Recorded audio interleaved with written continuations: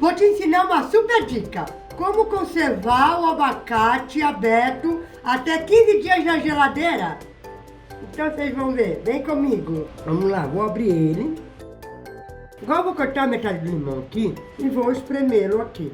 Vou pegar aqui o pincel, ó, e vou pincelar ele. Só isso, Fadinha, pra conservar esse abacate aí? Só o ácido do limão não deixa o abacate escuro. Agora que eu vou te mostrar o que eu vou fazer com ele. Plástico filme. Fecho, tá vendo? Eu peguei esse papel aqui, ó. Uai, sabe pra quê? Pra me pôr aqui, nesse pote, ó. Aí, ó, eu vou colocar aqui. Ó, tá vendo? Tá vendo aqui? Olha só que bonitinho. Que dica maravilhosa, hein, Fadinha? Dessa eu não sabia. Não sabia? Vou fazer em casa Você vai agora. fazer, né? É bom porque a gente conserva as frutas assim, né? Tem aquela preta que ninguém come, né? Joga fora. Não, ia pro lixo.